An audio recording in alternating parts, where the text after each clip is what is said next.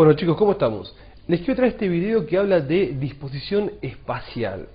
Es uno de los primeros videos que deberíamos ver en anatomía para poder ubicarnos en el espacio. Anatomía no es una materia difícil, pero sí necesita un lenguaje propio, necesita una ubicación espacial propia, y a medida que pase el tiempo y que vayan viendo, leyendo, escuchando, interiorizándose, van a ir hablando el mismo lenguaje anatómico, van a ir entendiendo la distribución en el espacio y las cosas van a resultar más fáciles.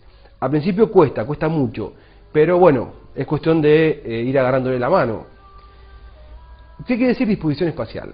Partimos de una posición anatómica, es decir, cuando hablamos de adelante, atrás, arriba, abajo, lo hacemos en base al espacio, a un cuerpo que está localizado de una manera en particular, en una posición base que se denomina posición anatómica.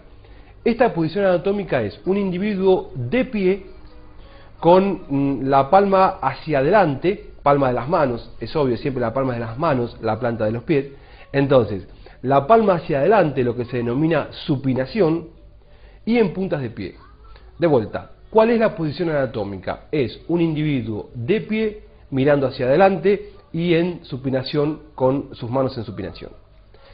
Vamos a tener un eje del cuerpo que va a entrar por la parte media de la bóveda del cráneo y va a salir por la parte media del periné. ¡Apa! Duele un poquito.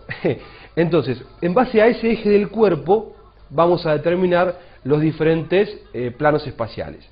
Veamos. Disposición espacial. En el espacio tenemos las siguientes dimensiones.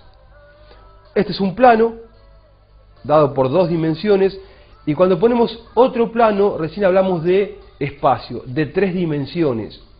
Si no, tenemos solamente dos dimensiones. La pantalla de la computadora, el papel, el pizarrón son solo dos dimensiones. Un holograma sería en tres dimensiones. Este dibujo acá intenta representar una tercera dimensión. ¿Cuáles son las terceras dimensiones? Ese es un plano que es el plano frontal, bien de frente. Ese plano es el plano vertical o sagital, y ese es el plano transversal u horizontal. Los tres planos que delimitan el espacio. Para hablar de espacio tenemos siempre que hablar de tres planos. Y las dimensiones son alto, ancho y profundo. Para hablar de espacio tenemos siempre que hablar de tres dimensiones: alto, ancho y profundo. Solo al agregar la tercera dimensión hablamos de espacio, figura geométrica, si no hablamos de plano. Perfecto, entonces tenemos tres planos: el plano frontal, el plano horizontal o transversal que acá se ve, y el plano vertical o sagital. Y tres dimensiones, que son el alto, superior o inferior, el ancho, medial o lateral o interno o externo, y lo profundo, anterior o posterior. Perfecto. Entonces, vamos a ver este plano que es el plano sagital. El plano sagital está delimitado por dos dimensiones. Los planos siempre se delimitan por dos dimensiones. Estas dimensiones son, para el plano sagital, el alto y lo profundo. Alto y profundo. El plano frontal se delimita por el alto y el ancho. Y el plano horizontal lo hace por el ancho y lo profundo. En este esquema vemos los tres planos. El plano sagital, cuando hablamos de un corte sagital nos referimos a esto. Cuando hablamos de un corte frontal nos referimos a esto. Y cuando hablamos de un corte transversal nos referimos a esto. Ese corte es sagital, ese es frontal y ese es horizontal. Pobre muchacha, la partieron en 30 millones de pedazos. Acá vemos entonces los tres planos del espacio: el sagital, el frontal y el horizontal, que es en base a los cuales nosotros estudiamos la anatomía. Salvo que tengamos preparado la pieza cadavérica arriba de la mesa, si no, nos manejamos con estos tres planos. Vamos a ver el plano frontal. El plano frontal, como habíamos dicho, está delimitado por dos dimensiones: el alto y el ancho. Entonces, se va a ver de atrás o de adelante. Lo que esté más arriba va a ser superior o cefálico o proximal. Lo de proximal y distal, que es lo que se contrapone, inferior, caudal o distal, es decir, superior o inferior, cefálico o caudal y proximal o distal. Lo de proximal y distal se usa más que todo en miembros, superiores e inferiores. Después, lo que esté para el lado del eje, de este eje, va a ser interno o medial, en este plano, y lo que esté más hacia afuera va a ser externo o lateral. Por ejemplo, esto es un corte frontal de una pelvis. Acá vemos la vagina, no, a ver qué es esto. Sí, útero y vagina parecería ser, ¿no? O vejiga. Bueno, habría que verlo bien, ¿no? Es útero y vagina, me parece. Útero y vagina. Le falta más forma de cervix a esto. Y para hacer uretra es muy ancho, no importa. Útero o vagina, no importa.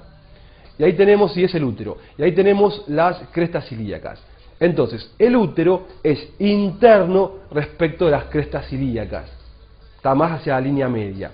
Y si acá le ponemos el eje, estaría ahí. El útero es interno y la cresta ilíaca es más externa. Si miramos, ahora sí, ponemos la vagina, el útero es cefálico o superior y la vagina es inferior. Siempre que hablamos de interno, externo, superior e inferior, es comparando dos elementos o dos puntos entre sí. Plano sagital. Está delimitado por las dos dimensiones que son el alto y lo profundo. O sea que algo va a ser anterior y algo va a ser posterior. Anterior o ventral y posterior o dorsal.